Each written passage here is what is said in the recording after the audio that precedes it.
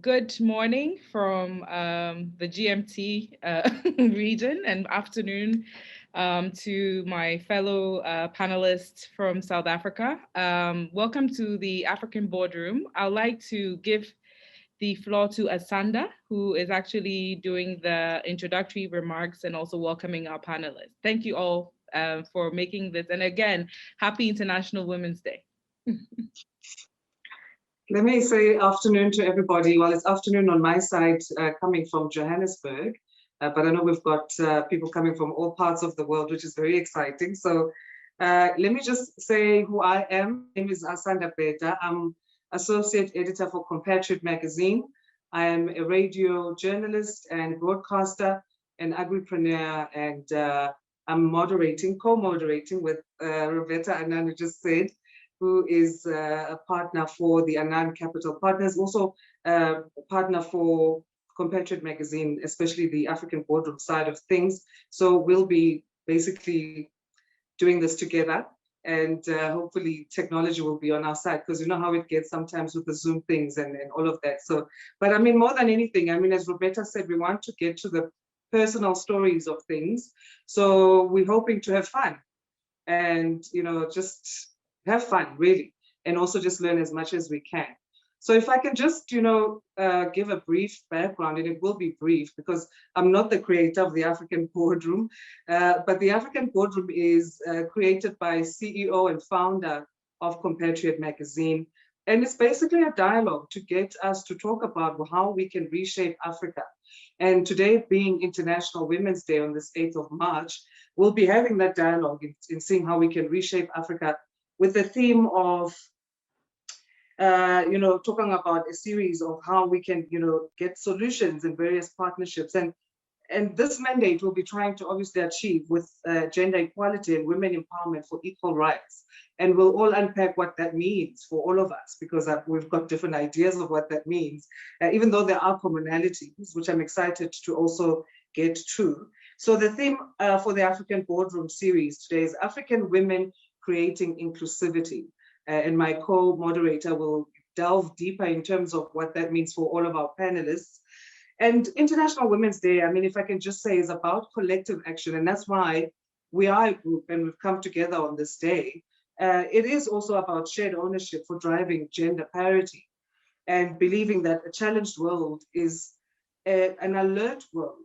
And when a world is alert, then that's when we can achieve change. So I won't go too much into that, but I mean, it's just basically to welcome everybody to the African Boardroom. And this is a series. So, I mean, this is just one of the dialogues and the seminars that are hosted under Compatriot Magazine with this mandate of having these conversations. So if we're all posting, in fact, let's all post. And then when we do that, please can we use the hashtags, a hashtag choose to challenge and hashtag IWD 2021. So those are our main hashtags. A hashtag choose to challenge, hashtag IWD 2021. I know you might have your own hashtags that you want to tag. I mean, we've all got our beliefs in terms of what the agenda should be. So you can do that, obviously, but then please make sure that you include hashtag choose to challenge and hashtag IWD 2021. If you would also not mind, please do mention at Compatriot Lifestyle. Those are the handles on social media, at Annan Capital Partners _ at asanda.beda, at roberta.anan, and at Tommy Moyan, who is the creator of this platform that we are at. I'm just going to end with the quote so far. So sorry, maybe Tommy can actually just put those in the chat. All the hashtags and the handles might be easier for people to remember all of them.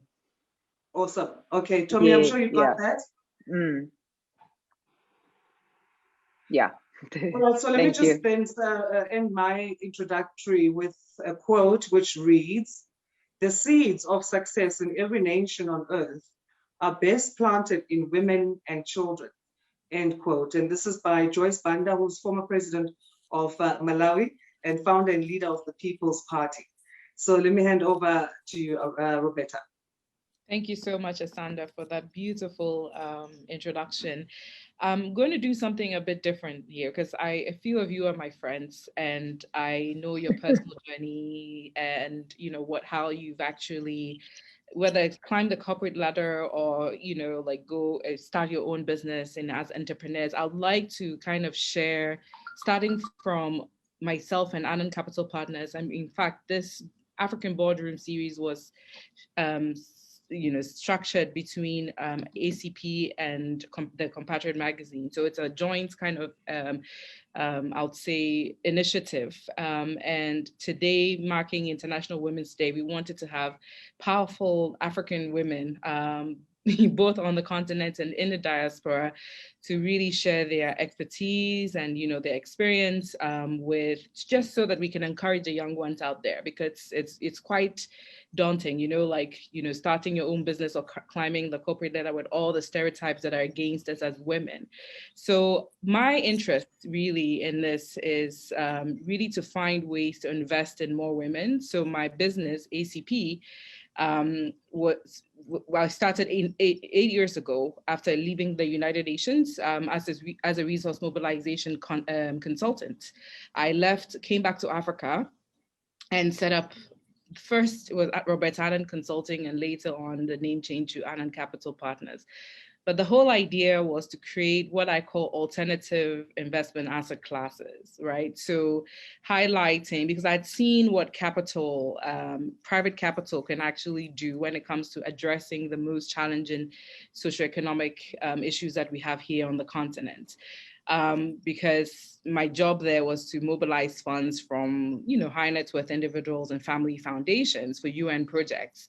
And some of that basically trickled down to the continent. So I saw that effect, of directing private capital, because we cannot always rely on governments to handle, like our challenges on the continent. We need to look, and there's a huge funding gap. If you look at the SDGs, for instance, there's a 1.6 trillion funding gap to meet the SDG for developing countries. So I saw this, I'm like, okay, there's a lot of money in the private space. We need to be able to direct some of this to addressing some of the challenges that we have here on the continent. And that's actually how I set up ACP, was to mobilize some of this funding. And I've also coined a term basically to, within our mandate, is to find these alternative investment asset classes. And women tend to be, for me, an alternative investment asset class, because when you're on the continent, it's, extremely difficult for women entrepreneurs to get funding for so many reasons. That's another panel. I don't want to go into the details of that. But due to lack of structure, lack of, collateral and all of that, a lot of female enterprises don't get, the support they need. And also another key thing is women don't tend to come together, within the ecosystem to support each other. It's almost as if there's a competitive spirit when you come back on to the continent. It's like everybody's doing their own thing. And even looking at the different markets on the continent, I'm not really conversant about things going on in Southern Africa or North Africa, even though I find myself to be on the West. So we need to start building those ecosystems and the sisterhood to learn from each other and to support each other, because that is the only way that we can see the scale, right? Because from an investor's perspective, I'm coming into Ghana, I don't see the scale because the Ghanaian is not communicating with the South African, for instance. So these are all things that we need to address. And that is why at ACP, our core, mandate is to really ensure that these ecosystems and gaps are actually bridged, and we also allocate the right resources, for women. So just to give you a highlight of what we did during COVID-19, we did the Women's Stimulus Fund with the Women's Empowerment Investment Group, as well as GUBA, where we supported 10 female-led enterprises, and with grants to help them basically stay afloat because of all the negative impact of COVID. So bringing that back to African Boardroom today, I'm really excited to welcome our panelists. In fact, these are women that I really respect and look up to, and I'm so honored that they've actually agreed to be part of this. I would give them the opportunity to introduce themselves. I'm going to start with Vivienne Onano. my sister Vivian. Please introduce yourself, maybe just for 2 minutes, and then we'll go back into the questions. Thank you. Hi, Roberta, and hi, everyone else. Happy International Women's Day. After my birthday, this is my second favorite day of the year. So today means a lot to me. I was waiting for 12 o'clock midnight for the clock to tick so that I can start celebrating International Women's Day. So, and I know Eloise, we're having this conversation whether to celebrate or commemorate. I know we are still far from getting to gender parity, and there's still lots of hurdles and obstacles for us to overcome.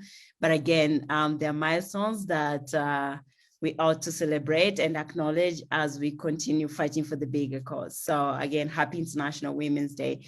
My name is Vivian Onano. I'm a Kenyan. I consider myself a global citizen and a Pan-Africanist. I'm a humanitarian and social entrepreneur.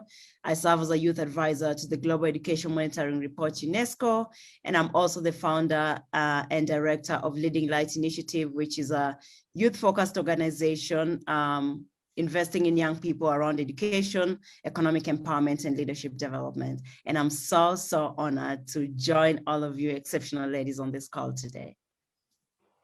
Thank you so much, Vivian. Thank you. We are really honored to have you. And I'll go to Eloise Kelly. Good afternoon, everybody. And Roberta, thank you for inviting me. It's indeed a privilege to be part of this very important conversation. I'm Eloise Kelly, as you've said. I have spent many years now working in broadcasting and media. And now I am privileged to be in the recording industry with Universal Music Africa as the COO for Sub-Saharan Africa. So I think the conversation is important because, as I noted before we started officially, there is still so much work to do. And although we use these days to highlight those issues, it's really about us being able to keep these conversations and movements going beyond just the commemorative and celebratory days as well. So I hope that, you know, when we facilitate these conversations, that's what we will be able to take forward in the other days. Thank you. Much. Rachel Moore Oshodi. Yes, good afternoon, everyone. So my name is Rachel Moore Oshodi, and I have spent the bulk of my career in the energy sector. Globally and lately over the last decade, mainly in Africa, really where my heart is.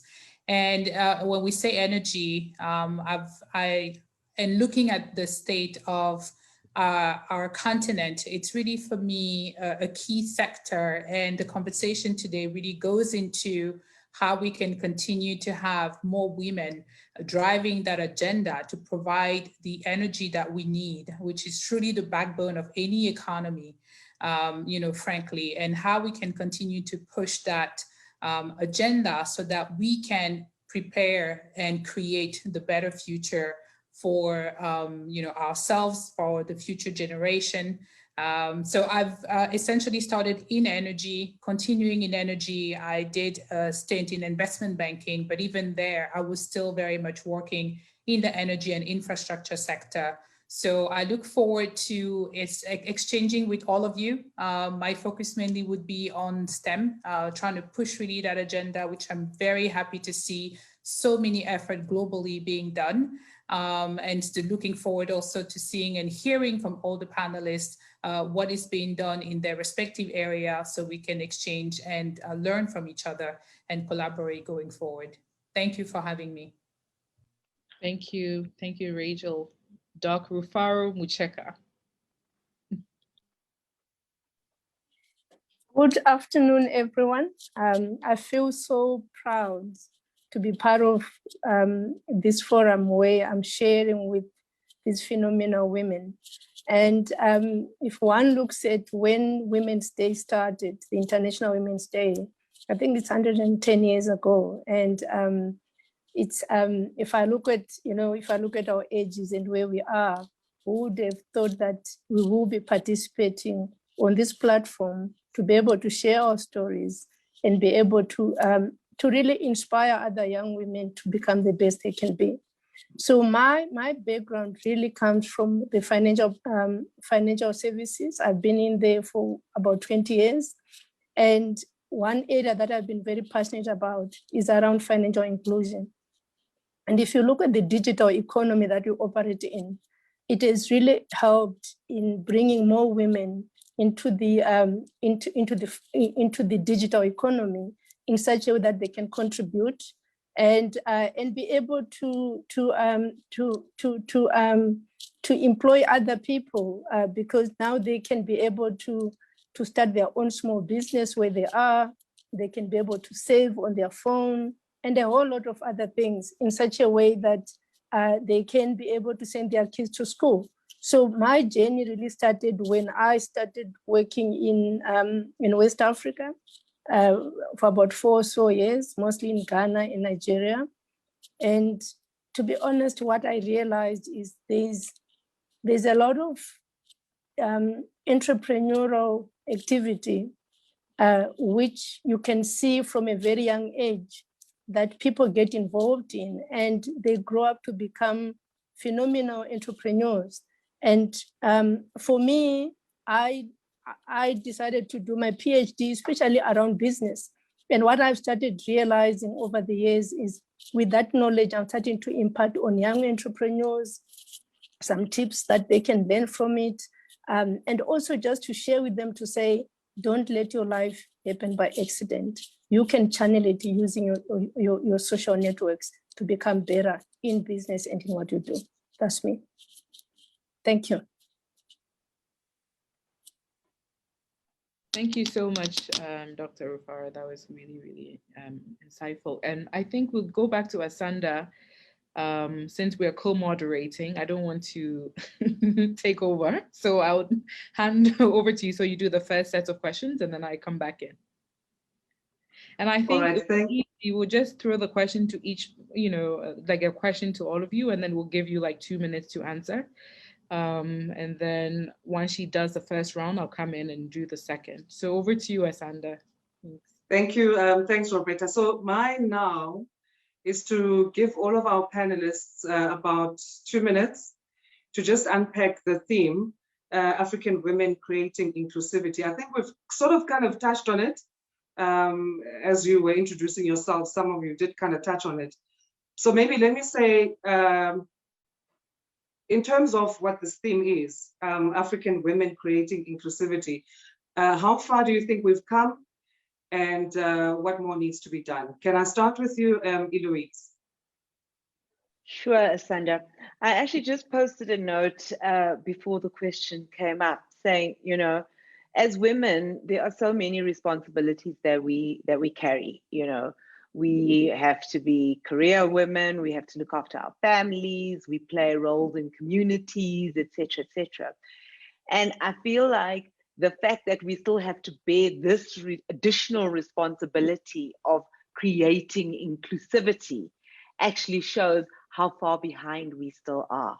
Do you know what I mean? Because we have to do everything and then still have this responsibility. But if we don't do it, who will do it? So ultimately, we have to bear the responsibility and bear it with grace, but it's got to be done. And we hope that these kinds of conversations also inspire our menfolk to be on the journey with us in terms of creating that inclusivity. At some point, we've got to say, African people creating inclusivity, and what are those things that we do to do it? But ultimately, we're doing it now, and so it's important. So going back to your question, Asanda, if you can just repeat that to me again, please, if you don't mind. So how far do you think we've come in terms of this thing, African women in creating inclusivity? I think you've touched on that part. And then what needs to be done there? Yes. So as I was saying, there's still much to be done. And we're hoping that everybody else comes along on this journey. But ultimately, the roads are not completely open. We know that a lot of women still feel very excluded. I think where we've made inroads, for example, are sometimes in our lower tiers. If you look at corporates, for example, the criticism has always been that, oh, you know, if you look at a call center or, you know, those types of departments, that you find lots of women and young women, etc. However, as you have to climb up the ladder, you know, the spaces for women become smaller and smaller. And I think anybody can look at, you know, all your big corporations, some of their major boards, and you will look at the gender differences in those boards at the exco level, etc., etc. And I think there's issues around the fact that as women, because we bear so many responsibilities, we have to look after our families. Like I said, it means that, you know, people seem to view you then as somebody who can't go any further. You've now put your, you know, you've kind of closed the ceiling because there's too much for you to be doing. So it's important that I think our responsibility is to make sure that we are creating the spaces for other women to also be there, you know, whether it's through. Let me pause you there a bit, sure. because we're touching on actually one of the discussion points that Roberta will be unpacking a bit later. But let me move on now to Vivian. Your thoughts on how far we've come on African women creating inclusivity and what we need to do. Thank you so much for that question. And just following up on what Louisa said, and I was actually going to ask her a question before you told her to pause, because she touched on a point about closing the ceiling. And I think we have made progress, but there's still a long way to go, because I feel like if you look at still areas in the political space, areas still in the corporate space, the boardrooms that she was talking about, and even other sectors, the STEM that Rachel will also tackle, we haven't made as much progress as we would like to do. And that's why when you see one woman taking office, you think that that's a full representation of all women. And that's because we are not used to seeing that. So how do we normalize women being in these spaces? For me, that's what inclusivity is about. It's not about one person being at the helm, but it's about having many of us, carrying many of us with you and occupying different spaces, so that when you fall, you have somebody wait on the next level waiting to get you back up. But now if you're at the helm alone, if you fall, you go straight down. Nobody's gonna hold you anywhere. So then that's when you start hearing stories that, oh, women cannot do this, women cannot do that, because of that one person that had a hiccup on the leadership ladder. So I don't think we are yet where we are supposed to be. But also, that being said, I think that I see a lot of different women organizations collaborating together. And for me, I think it's the collaboration and the partnership that's going to get us there. And it's not, oh, I'm in the corporate world, so I'm only supposed to associate with the people in the corporate world. I'm in the political sphere, so those are the only people I'm supposed to. It's about the intergenerational dialogue.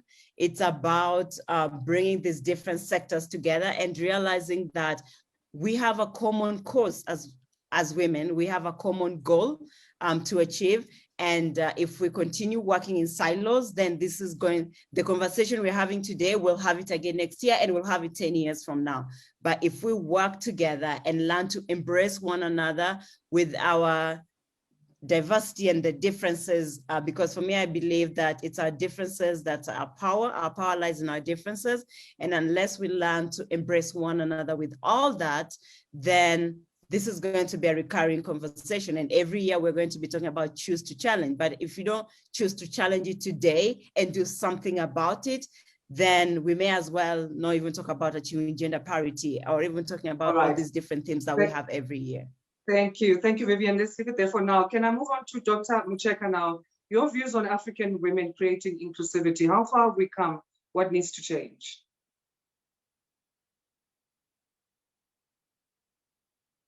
Dr. Mucheka?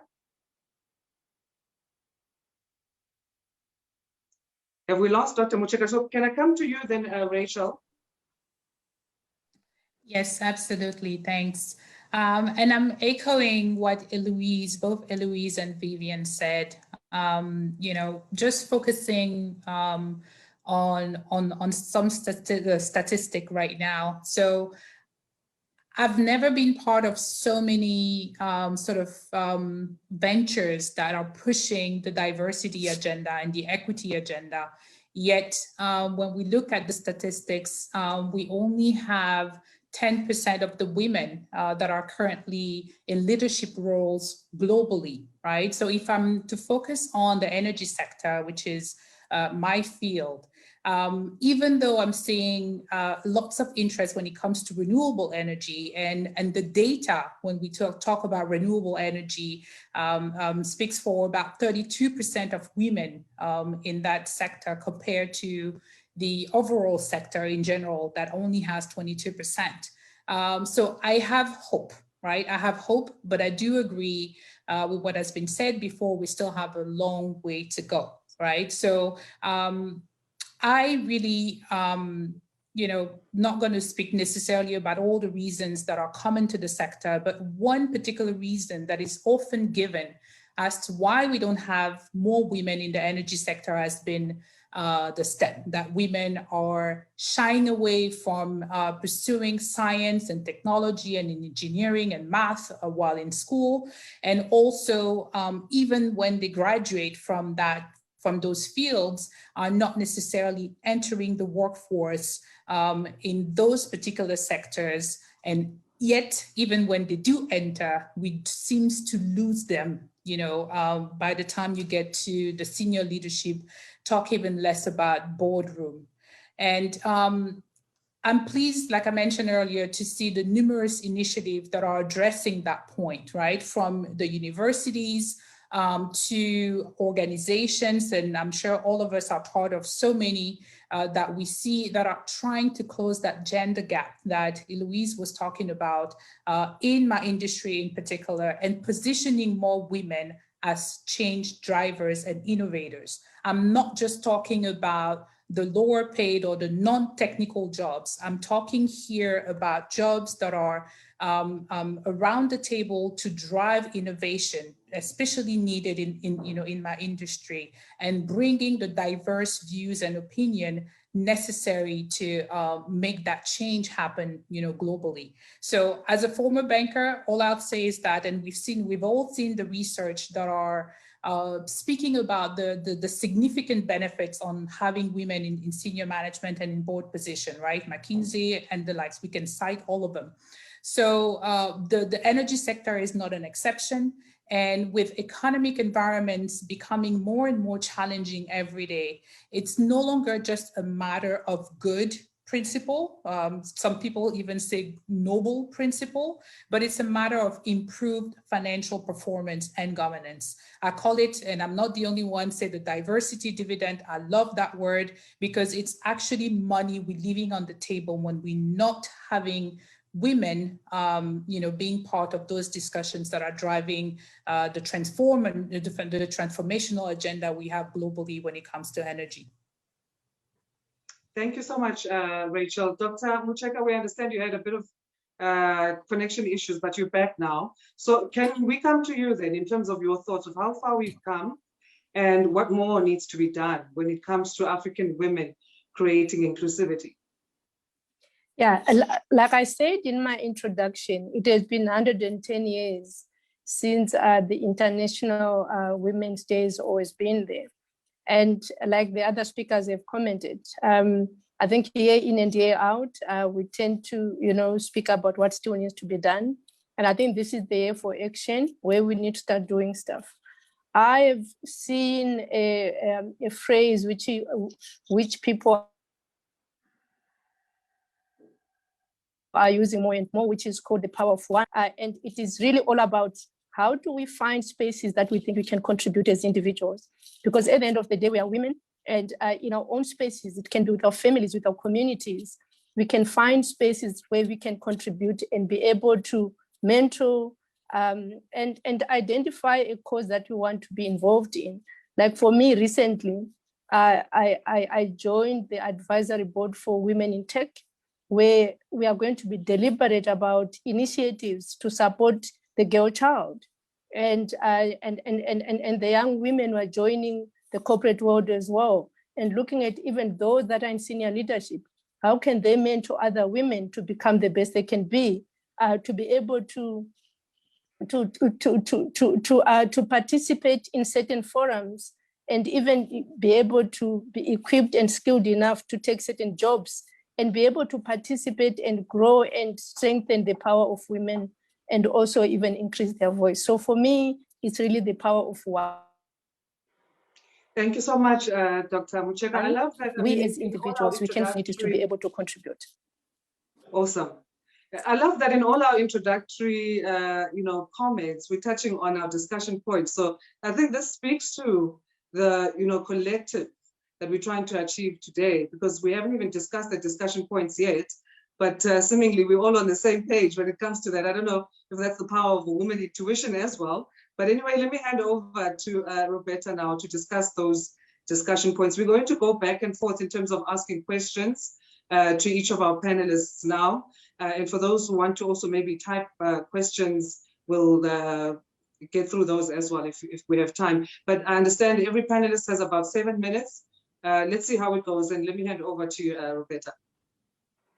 Thank you so much, Asanda. I'm really enjoying this conversation, and I'm so upset that we have just an hour. So I'm going to make it very quick. So I'm going to start by asking Dr. Rufaro Mucheka your question. How do we consciously challenge the biased environment women find themselves in, whether it's in society, family, workplace, or business? Statistics show that 73% of women experience bias at work. And this makes it even harder for women to get hired or promoted, which negatively impacts their day-to-day work experience. So how do we challenge that?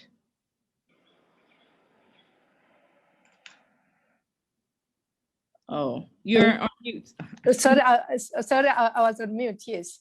So for me, like I said earlier, we need to find platforms where we find our voices. And if you look at it from a society perspective, a lot of African societies still have preference for boys over girls when it comes to schooling. And I think it's important for people like us on this platform to be able to share the need for people to go to school, and also actually demonstrate that, when girls are educated, they tend to look after even a community as well.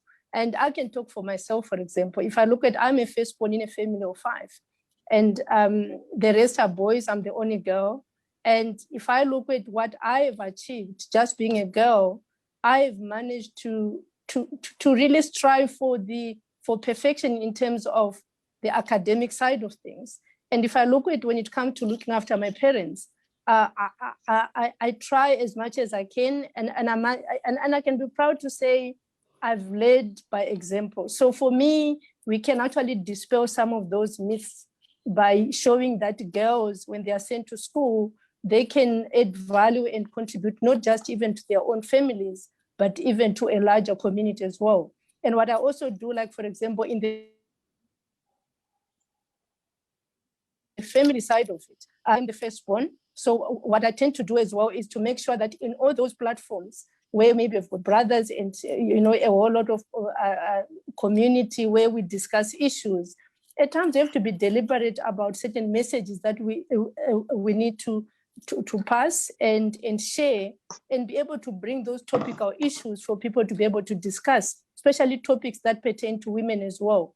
And find platforms, like I said earlier, where we can have our voices. Like I said, for me, being on the advisory board of Women in Tech South Africa chapter, it means I have a voice to be able to contribute and participate and be able to help in making those decisions for women to be empowered. That's it from my side, Roberta. This is really amazing, and I like the point on education.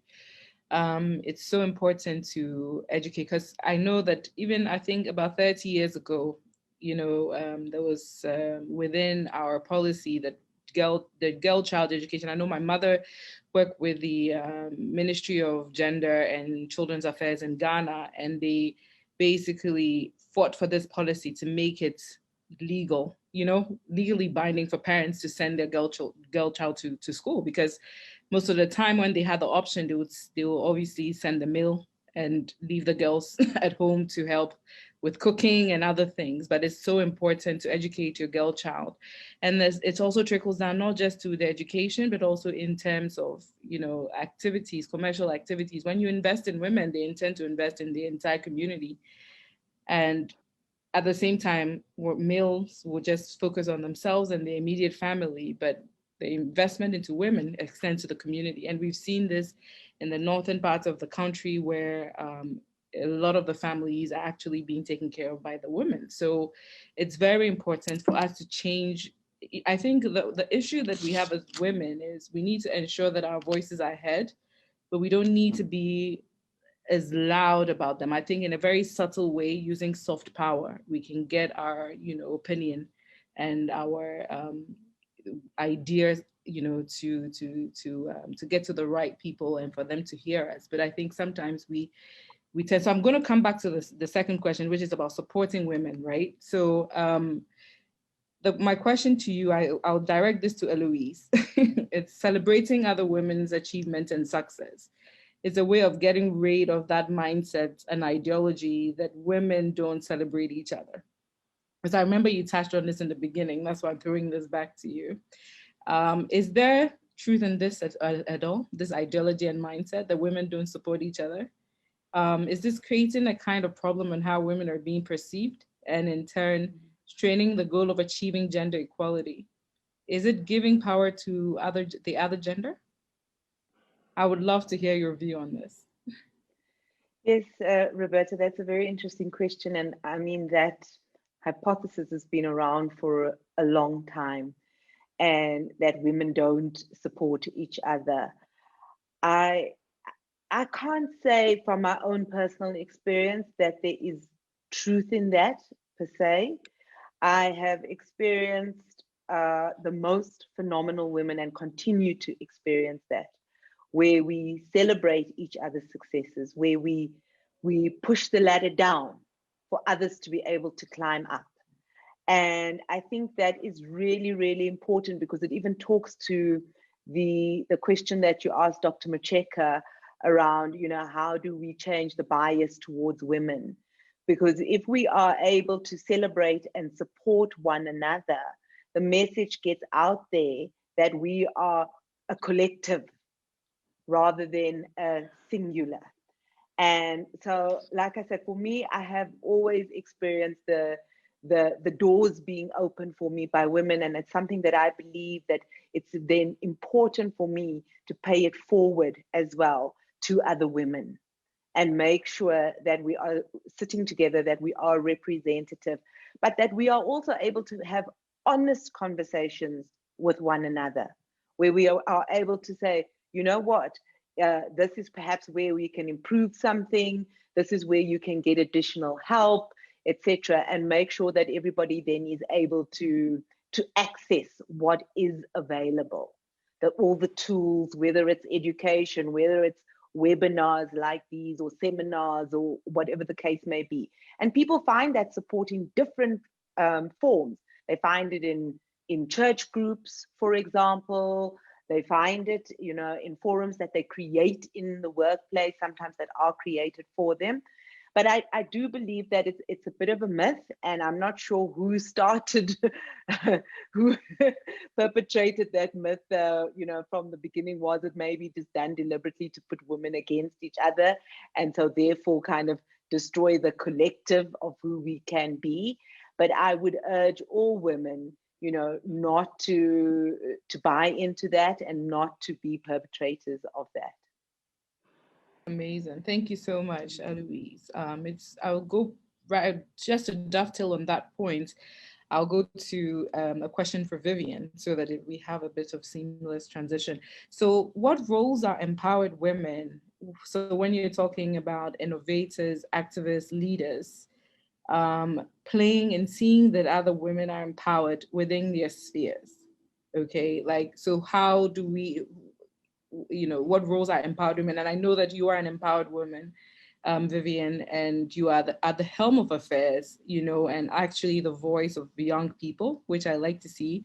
So looking at that intergenerational dialogue, because I see that there's also in Africa, when you're talking about diversity and inclusivity, the conversation is not necessarily only around gender, but also around young people.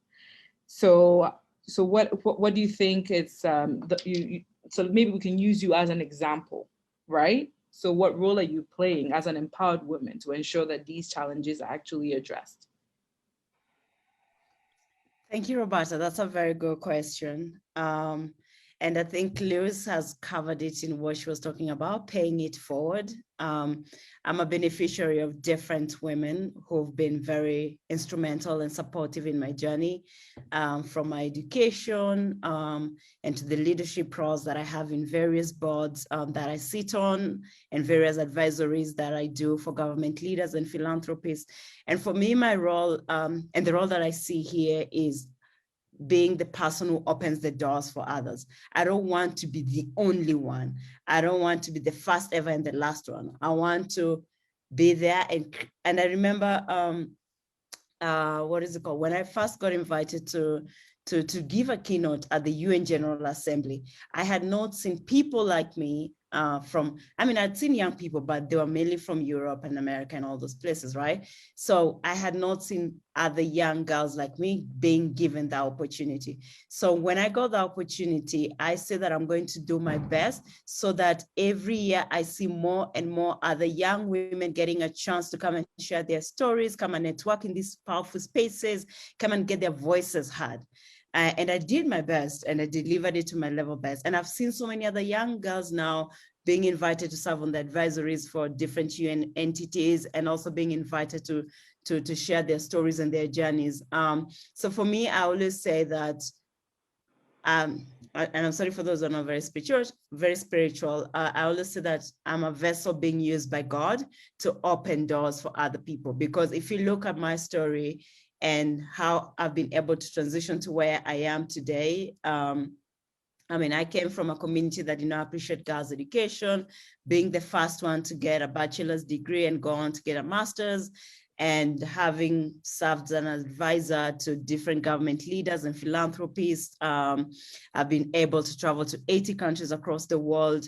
I've never seen anybody from my village do something like that. I had never seen that. And, for many young girls, they have to see to believe. I was fortunate, yes, that I got an opportunity to go and study in the US and study in Paris. And that opened my world to the bigger open my eyes to the bigger world, and I see the possibilities that are out there for an educated girl, for an empowered girl, and how can I go back home and create that opportunity for many other people. And that's actually what led to me starting my foundation, Leading Light Initiative, because so many young people, I keep meeting them in all these countries that I visit, and they want to be a part of what I'm doing. And you can bring so many people into a UN entity because of, you also know, the bureaucracies and all that stuff and all this other organization. That's why I decided to create a vessel that I can bring in as many people as possible. Yes, the organization is still very young right now, starting out of Kenya, but the dream is for it to expand across the continent and empower many other young people. Let them know that they can be wherever they want to be. Those young girls who've been denied an education, I want to remind them that it's never too late to go back to get your education, because if you're talking about inclusivity, and you're talking about parity, education is the basic foundation for that. It's the basic bare minimum for that. And then now we talk about building self-esteem and self-confidence.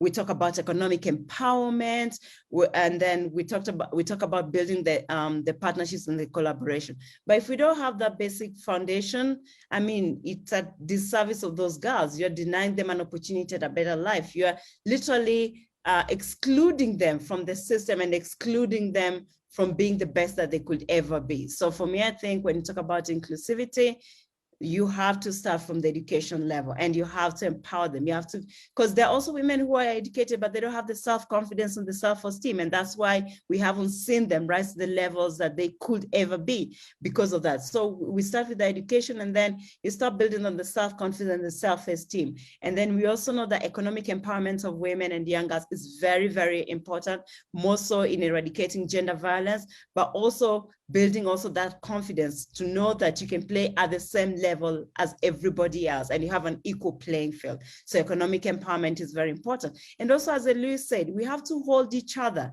We have to be our sister's keeper, because in this journey, we'll only thrive if we work as a team and if we go together. If you think that, oh, you're going to go alone because I'm Roberta Nan, I'm the CEO of Anan Capital, you never go anywhere. But if you bring a Louis, you bring Rachel, you bring Dr. Rufar, you bring Asanda, and we all march together, then we can, our potential is limitless. We can go above and beyond. And whatever we achieve is going to be sustainable because we've built a strong foundation. Because it's not just about rising to the top, but it's also about the foundation that you build. So that in case you encounter an obstacle, how do you get back on your feet faster? So I think for me, that's very important. As I say, my role is to open doors and create opportunities for that. I've been very fortunate, and yes, I have, and I've been very blessed, but I don't want to be the only one. And the reason why I've been blessed is to be able to open that door and make it bigger for everybody else to go through. Thank you so much. You know, that's really, and she actually does. She opens doors. Vivian introduced me to the platforms like Concordia and all that. She's great at bringing other people with her, and I really like the fact that you're able to share this confidently on the panel. I'm going to go back to Rachel. Rachel, you touched on something that really I was itching. I'm like, oh my gosh, you touched on something that affects me. So let me go back to that. You know, you talked about women in STEM education and being educated in that field, and then always like deviating. I'm an example of that. So I have my education was in science as a biochemist and biotechnologist, all the way to a master's degree. And then I deviated completely into a different field, not because I wasn't good, but I'll be honest here, you know, like, because we can have an open and honest conversation. We're all sisters, you know. The reason why I did that was in 2008 was just when the US had the financial crisis. I'm sure many of you are aware of that. And during that time, I was an international student. It was extremely difficult to find a job. So the most kind of, because I had opportunities and like relationships within the UN system, I left my science. I'd finished my master's degree and then went and worked with the United Nations. First started as an intern, and then, then later on got a consultancy and then as a full-time position. But it was an easier route for me than to come back to maybe Ghana, which I could have done, to do a PhD or to go back into medicine or something of that sort. I was like, oh, you know what? I'll just go and work with the UN and all of that. And I left biochem. And now when people are working on vaccines, I look and I'm like, oh, I know that technology. Oh, if I had, studied and continued with a PhD, maybe I'll be one of those looking, like coming up with the vaccines and all that. But it's so true. It happens so often. Women tend to, they get the education, but then they always stop and go into other fields. I'm very happy where I am. I'm supporting other women. I'm finding ways to bring investments into fields that are not as popular when it comes to, like traditional investment. I'm doing amazing things in the creative economy. And I know, Eloise, we've talked about this so many times with music and what's happening on the continent. But I want to direct this back to Rachel on the STEM education and why it's important to you and why you want to kind of, focus your way of giving back to this specific kind of area for women. So maybe share that with us, Rachel. Thanks, Roberta. And it's not lost, we can still have you back in the industry. But before I dive into your question, I just wanted to say, and potentially that would help someone out there, is that even though I agree with what Eloise and Vivian have said about their experience and the support of women that they've gotten.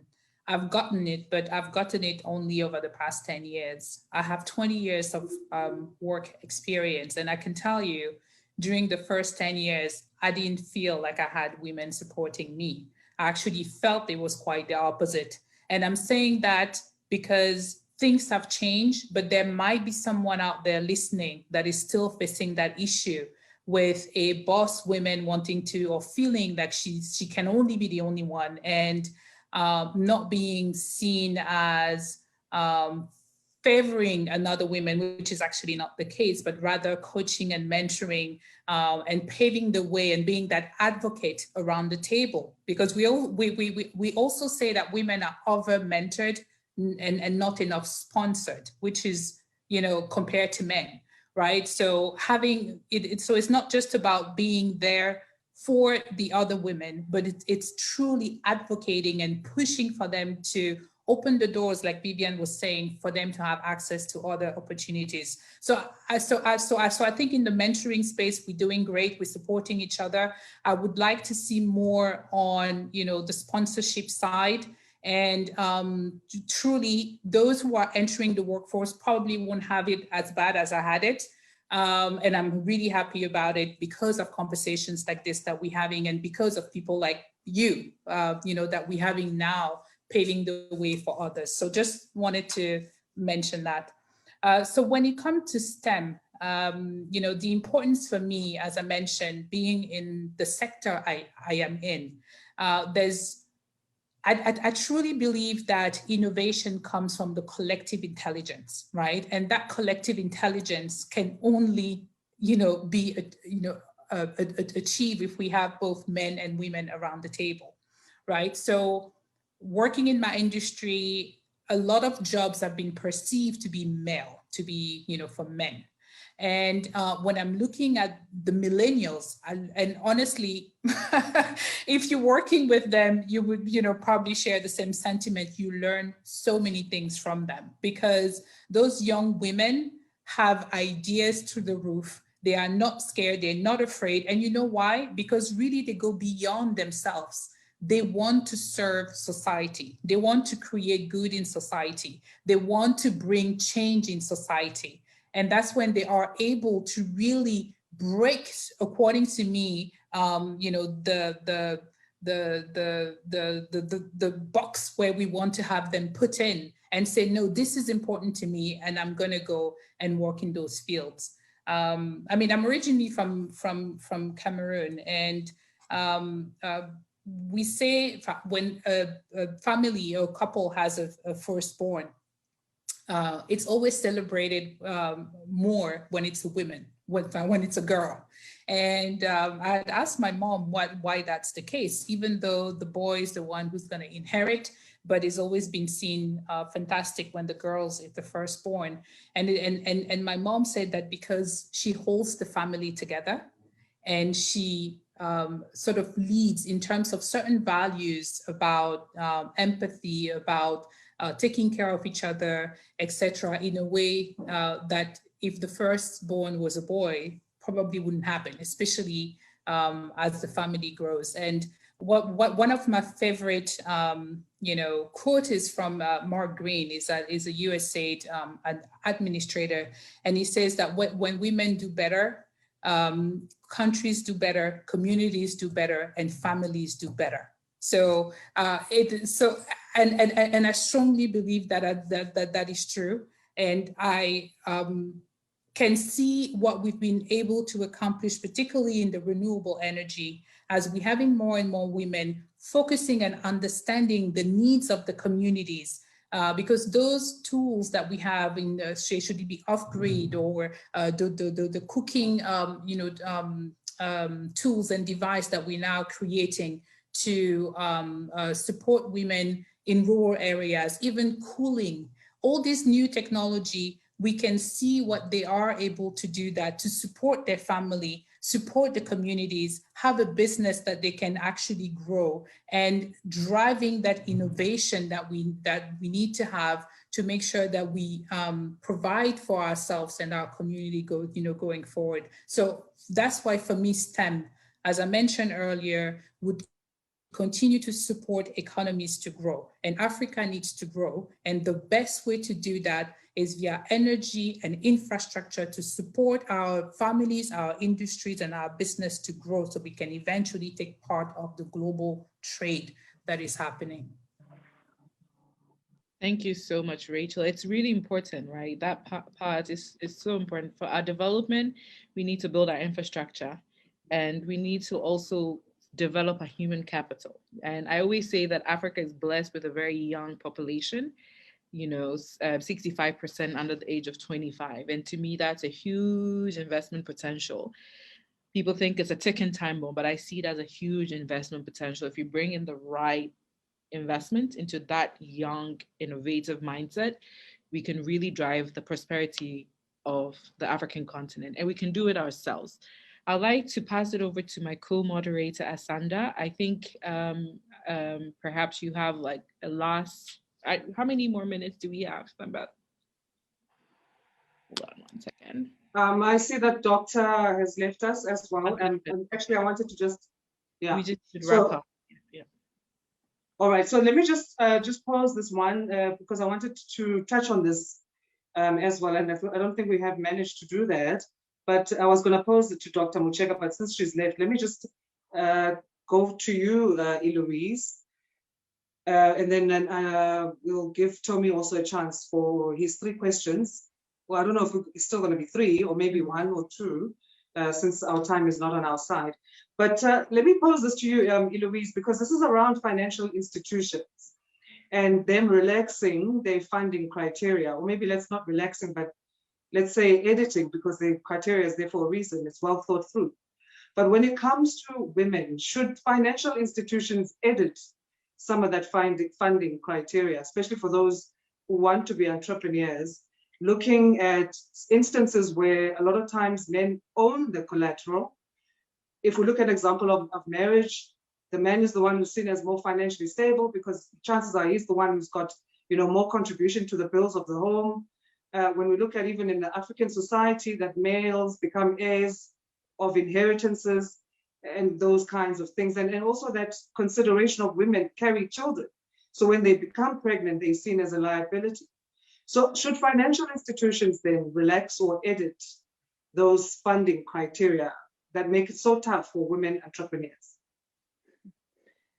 Well, I think, Asanda, the first thing that we have to admit is that financial institutions and many others have inherent biases in how it is that they have always allocated funding, loans, anything, in society to men and to women.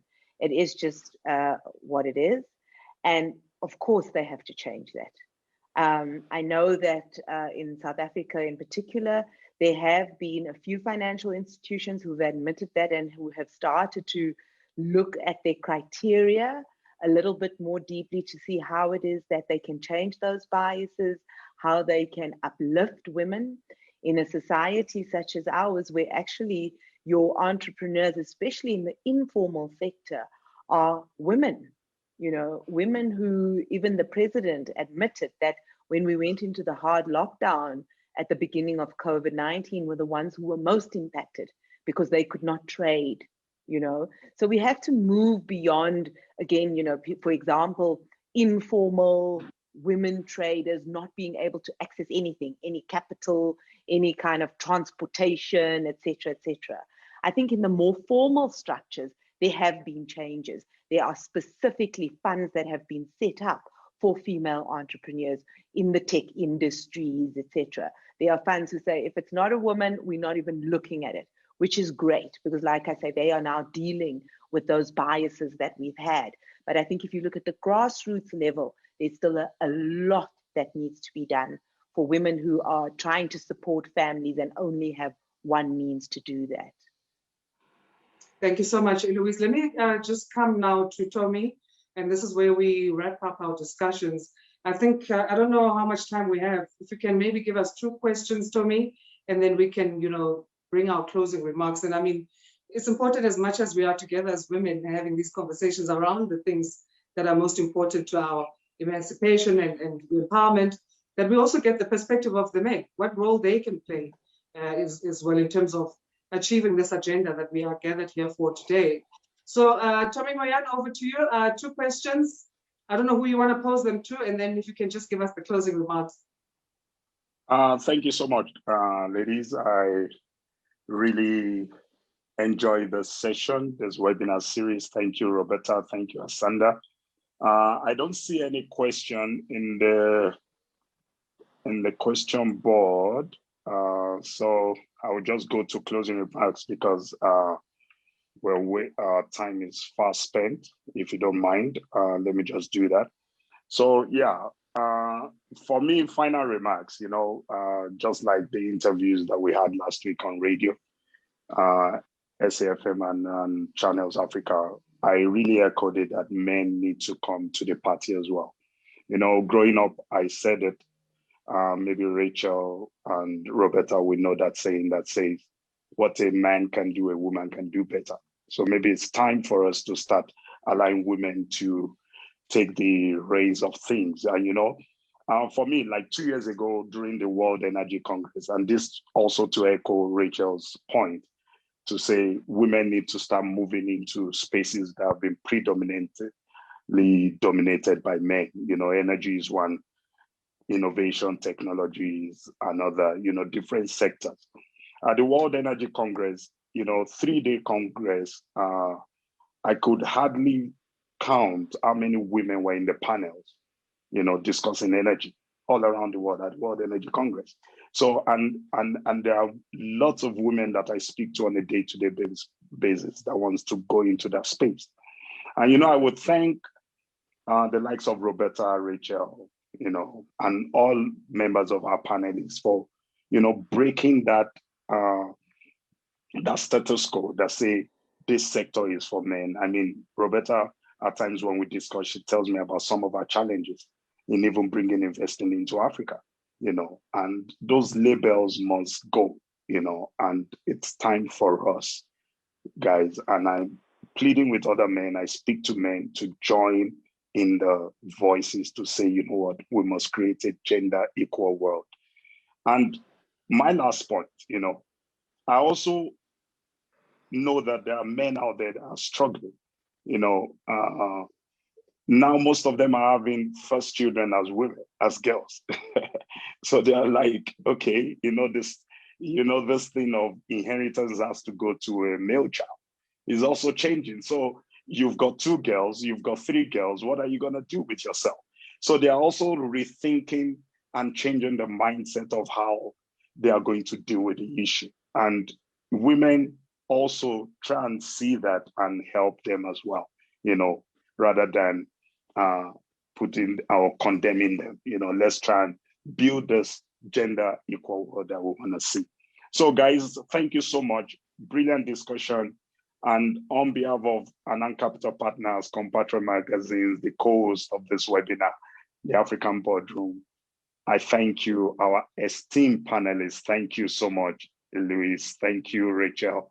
Thank you to Vivian and Dr. Rufaro in absentia. We are honored to have you on our platform, and we look forward to strengthening the relationship on the work that we want to do on the continent.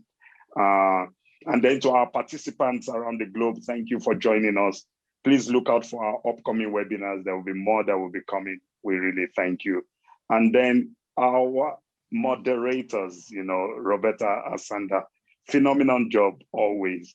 Thank you so much. We appreciate you. And again, from me, happy International Women's Day to all of you women out there. And if you're a guy on this platform, go make some woman happy, buy a gift for a woman, celebrate them, and do something phenomenal today. Thank you so much. Thank you. Okay. Thank you so much, guys. Cheers. And thank you. Have a wonderful day. Thank you. Thank you, everybody. Thank you, God guys. bless. Thank Bye, you. everyone. God bless. Bye. Cheers. Bye-bye. Bye.